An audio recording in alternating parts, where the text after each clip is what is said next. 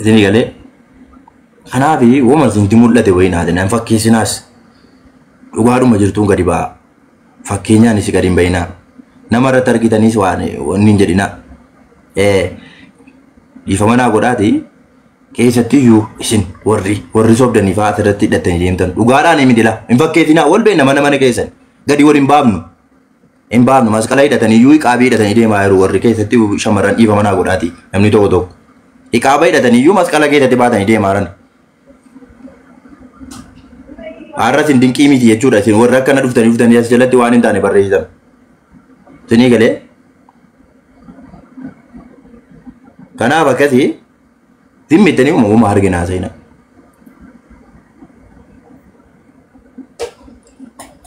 Fakkeessuu dhiisaa waanuma sila amala sila qabdan deema. Yoo sila amala badaa qabaattan yaa Rabbi na qajeelchi jedha. Ofuma keessanii ofitti du'aa eegoodha namni biraa bakkee dhufee namni du'aa isinitti godhu hin jiru. Isinii galee ofuma keessanii of sirreessuudha. Isinii galee namni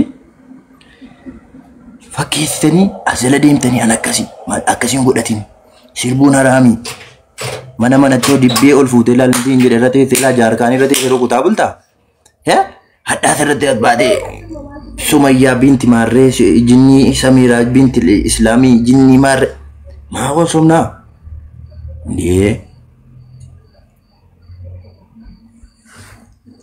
maa maalii wal nama tokko miidiyaa irras bahee miidiyaa irra bahuu baadhee fataa hidhee akkam fedhettis immoo waan fedhe godhee jiraataa ture. Har'as gabbayee immoo fuuldura keessatti argameedhaa wanti nu wal somnu jira wal sobuun barbaachisaa. Isin argitanii wanti isin sobu jira. Innoo qabrii nu beekaa qabriitti galla. Tinii galeera haa ta'u. Walgursuun gaariidha. Waan itti walgursantu ija qaba. Akka itti walgursantu jira. Laama namni tokko keessatti yoo warri koomentiidha waan namaan jettan. Tokko namni koomentii keessan garagalee ilaalu hin jiru. Gin namoonni tokko sababa keessan fa'aa kan kafaru jira. Wallaahi namni biraan jiru koomentii boo'ichaan erginaa rabbeedhaati.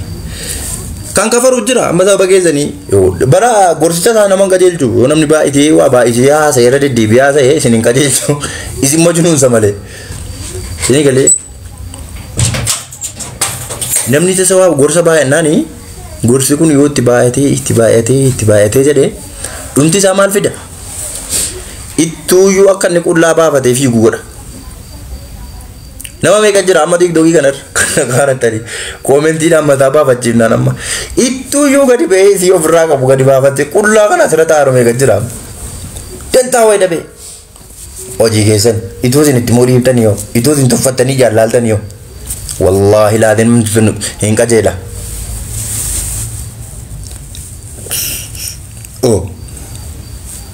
Yes jedhan akkanaati badaadha akkana godhadhu gaafa isin jettan namni sheexaanni isaa achitti micciirama ilaa micciiraa hudduu itti micciirtan kaa jabaadhu achi qaqqabii amma achi keessatti inni isin jiraatan gatti qiriixtanoo akka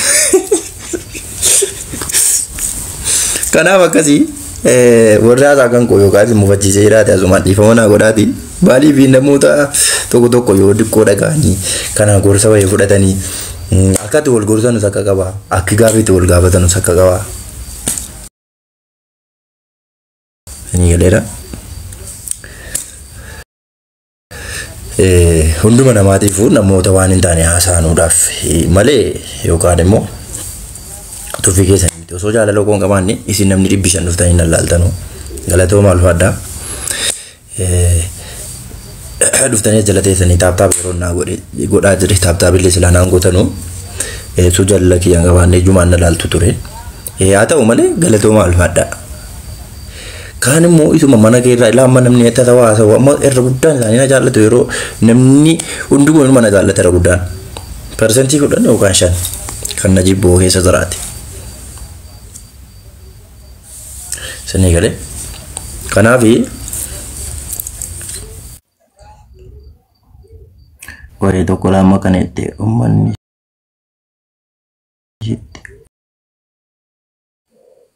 interview yeroo turre bakka maaliif geessan yeroodhaaf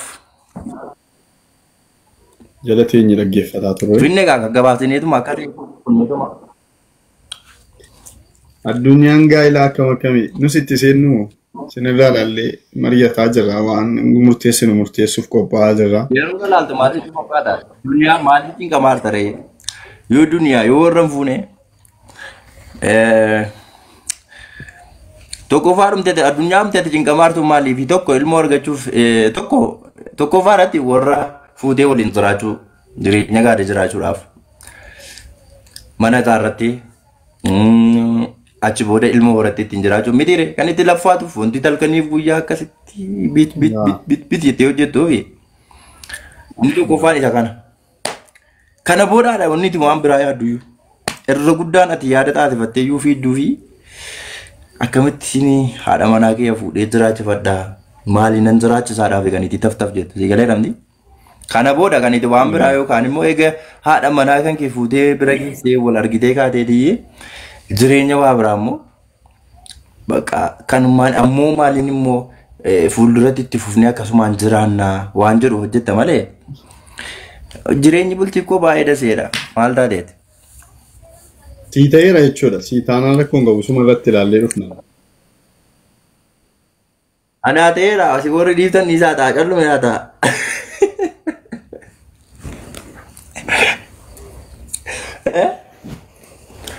Naa eebbisi gaa amma gaafa dhufne isin eebbisnutti.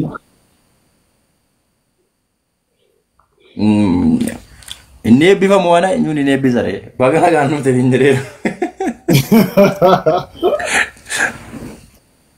Akkasittiin eebbifamu eebbiyaati ana beekta waan ta'eefi akkuma nama jechuudha isin bira dhufee taa'ee giiftii haadha warraa mubee bagaa rabbiin tokko sin godhee waliin galgala gahaa lama ta'a ciisaa 20 fa'i ta'a akkas jedha yeroo ati du'aa kana kanatti siin maa jireenya kun barbaadu maastarii. Lama ta'a ciisaa 20 ta'a kaa gaafa jettu ati maa jireenya kan kun barbaadni immoo sadiin tu kaa jette tu lamaan kaa jette rakkoon afuriin kaatu jette rakkoon qabu 20 jette. Dhiifama innaan godhe sin godhe miti. La ilaha illallah Muhammad Rasul. Maa lukkuudha yaafannee kaa namoo 20 taane kaa.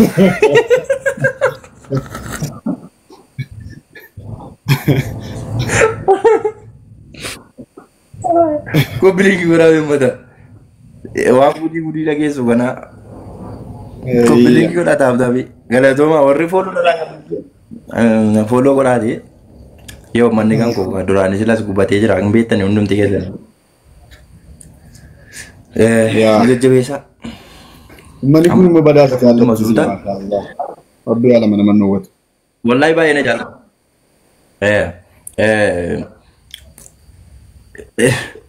Waa baay'ee naasaa ture namni tokko na tuttuquu jammaree dhagaawwan tuttuqaa jabeessee achirratti gadi baasee haasaa amma naasa'u waan ta'eef hordofaati taa'ama dhaggeeffadhaati waa tokko hojii biraanis wayaadhuma ofirra kaa'aati laa dhimmeettani wayaa keessa ciiftanii dhaggeeffatte waan sichi gabba'uuta. Namoonni garaagaraa jammaranii jiru waan ta'eef jammaran gaafa jarri jammaranii. Keeka maal jedhu jalqaban? Baga rabbi lu kanarraa fudhate jaalala ummataa nan dhabsiisini. Baga rabbi lu kanarraa fudhate jaalala shamarranii na dhabsiisini. Luka dhabdee teettee takkaa shamarran na jibbite hin jirtu an harka guddaa dhugaa rabbi dubbachuu taana. Wallaahi galatoomaa warri na jaallattanu shamarranis ta'ee dhiiras hundumti keessan iyyuu. Ati immoo namni aarii kil muka jaalladhaa jennaan. Maasila koy dubartiin maabsi jibbiti maa miilli maal godha sila maa miilli maal fayyada jaalala gidduu. Maalan beekan? Ani hin baay'ate bare gadanaa afaanuma baay'ate. Ilaa miilaan haasoftamu miilaan waa hojii hojjettamu waan nuti gootu jedhamu maanni faayidaa miilaa waan mi'eessu qaba. Miilaan fiigeen jalaa baqadhaa. Maato deemin ittiin ol gala deemin ittiin muka yaabu miila fokiin baa kanuma wanti biraan jiru kana booda wanti inni godhu hin jiru. Silaan amantu. Maraatoonii yookaan Ameerikaa yookaan Ingilizii Maanchisteerii Londaniin deemee fiigicha maraatoonii fiigaa hin jiru. Kan kanarraa hafee waan biraa waan lafa irratti natti dhufte hundatiin man hojjedhaan. Akkuma ilaa wanti ati siif wanta ati fiigsitu hin jiru jaalala uummataa qabda akkuma jedhaa jirru bakka ati fiigdee dhattu hin jiru wanti si fiigsu hin jiru jireenya addunyaa kana keessatti immoo silaayyuu amma booda yaa'u gaafa gaxxee magaalaa jireenya magaalaa irraati jireenyatti jiraattu waan ittiin sochootu harkumaan naanneeffatta waan ta'eef miilli tokko immoo lama sadiin immoo hojjeta. Gahaadha alhamdulillah jechuudha bomaan taateeti. Akkas taaphaaf godhame mata. Ana bira diree holbaa akkam akkaminni maa irra jira? Maal jedhu? Viidiyoo moo yoo ilaale ilmaa namni guddise malee. Sadachitti thank you qaali. Mee godhe yoo dandeesse meeshiin godhiiti viidiyoo tokko yookiin suuraa tokko poosti godhe namoonni hiriyoota keetti biyyaansi yeraan natti dabalaman. Rakkoon qabu. Sima. Akkasii uummata keessatti taaphaafii godhaa qaba inni kun. Mee maalluuf dhaamtan warra siingiliidhaa wanti jettu jira?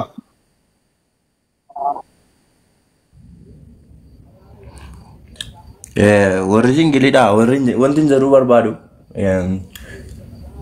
Duraan dursanii jireenya duratu namaa danda'ame maatiin ofii waa qabaateen nan achi boodallee ilmoo tokko lafa kakaatanii ka'anii achi dhaabbatanii irra wayyaadha natti fakkaatan jireenyi bultii jaarrachuun tokkoffaa irratti ammallee ilmoon arganne rabbi naaf haa kennu. Dhugaa rabbii dubbachuu taanaani osoo xiqqeenyuma ofiitti yeroo ofitti gubuu dhiisanii yeroodhaan fuudhanii gaarii natti fakkaata. Maaliif yoo jettee si fayyada. Ilmoon fa'aa keessatti yoo rabbi ilmoo sii kenne ilmoon baay'ee si fayyaddi. Maaliif si fayyaddi jechuun kan oolu? Wanti inni si fayyadu.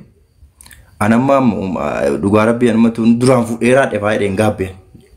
Haa ta'u malee rabbii kanuma ammallee rabbiin kanuma halaalaa naaf haa kennu. Duraan utuun yeroon amma yeroo ammaatti akkasitti luka dhabu utuun duraan diqaalaa wayiillee qabaadhe faasii jechisiisu jira. Guyyaan sun guyyaa akkasitti dhufa. Sigalee. Kanaaf yeroo ofitti gubuurra soo jaartii wayii horatanii waliin tiraatanii baay'ee gaariidha. Jireenyi singilummaa kanarra jechuudha. Akka kanatti nafamu waan ta'eef kufuu jira, cabuu jira. Guyyaa sana ilmoon hankee gaafa ati miidhamtu gaafa ati rakkattu ilmoon hankee si bira dhaabbatee absir. Baay'ee siin jedha bakka. Sin gargaara. Absira na qabda mamaa yaaddeen. Gaafa ni siin jedhu hammilee si torama bakka. Yoo fayyaa akkamiin qabaanne jechuudha. Sigalee. Kanaafuu akka walii galaatti fuudhaa tolan taa'inaati. Gurraacha thank you. Dhumarratti natti mul'ata kun waan ta'e argite argaan turreen kana tura. Sadachitti galatoomii teeltoon. Yaa'u gaa'illi gaariidha jedhaa jira. Godhame hundumti keessa maa inni irraa harcaatanii maartu. Warri akka Koppiliinkii nama dhibba meeqaan as jala